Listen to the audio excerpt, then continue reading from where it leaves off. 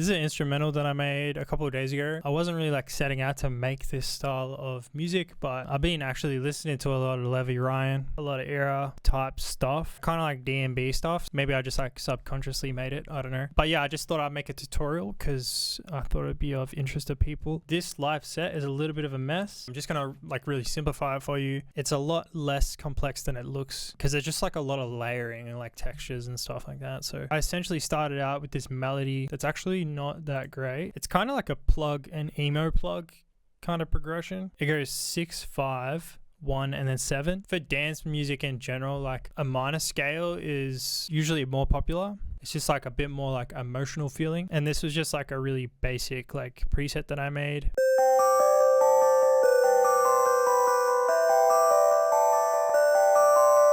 Obviously, this style of music, it's very kind of like lo-fi, video game inspired, I'd say. Downsampling or like bit reduction is a very popular type of distortion to use. So that's probably your best friend if you wanted to add some characteristics to any kind of sound. I wasn't really satisfied with that melody. It was all right. I froze it into audio and then I just made cuts for every chord. And then I hit reverse so that the progression stays in the same order.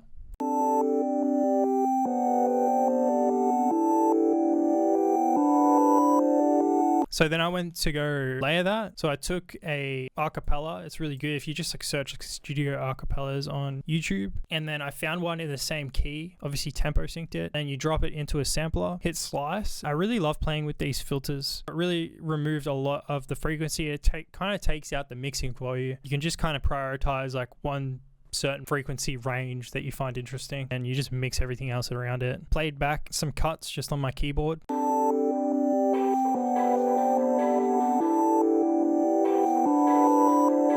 Obviously this acapella is quite large, so I did the same thing on another instrument track and recorded like another 4-bar loop, and I just ended up reversing that because I don't know, sort of adds a bit of energy as well. And then I ended up recording that entire melody and dropping it into a sampler again, and then I've got essentially the main idea for the song. After all of that, just processed it all together, threw it into a sampler, came up with this.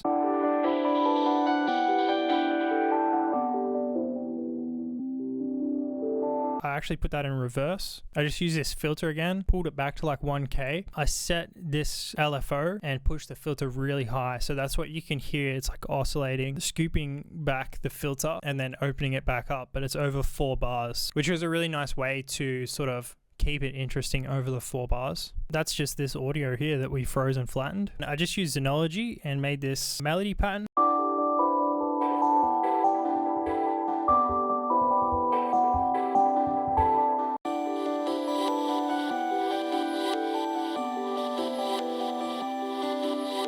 That is kind of like the whole melody. I hope it wasn't too confusing. There was just a whole lot of like playing around with some ideas and then picking from the best ones, throwing them in and resampling and whatever. Rinse and repeat. The way that I find it the most effective. You know, sometimes it can be a little bit repetitive, but when you're playing around with different textures and different tones, you change the source material that you're using like a different effect. That's what makes it more interesting, but with repetition, you get great results. So onto the drums. I had this drum break in a drum kit. I'm not sure how to say his name, Martin Labe, I think. He's a really great ambient producer, but this was just kind of like a D&B break or whatever. So I just like essentially dropped the whole audio in there and then just kind of like did these little glitch patterns just where I felt was necessary. Sort of certain sections I like reversed it just to sort of extend like a 4-bar pattern to an 8-bar pattern so that I can kind of like extend its lifespan over the whole track without it sounding too boring. And then I just kind of like found some old school like kick drums and snares, and I just layered them where the kick drums and snares were just to add a little bit more personality. Also, the drum break was at 160 BPM initially. Slowed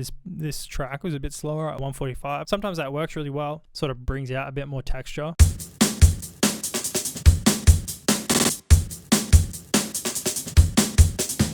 And then in other sections, I also got this drum loop that was some open hats.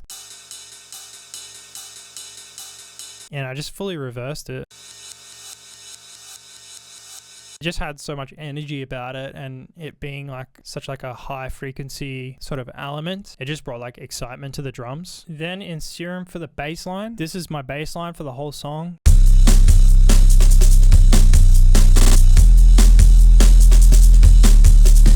But yeah, that's the whole beat. I'll play it back now. If you want to get a copy of this project file, check out my Patreon. It'll be included in the membership along with all my other Ableton project files, my stash kit, and my loop packs. That's a really great way to support the channel. Thanks so much for watching, and I'll see you in the next video.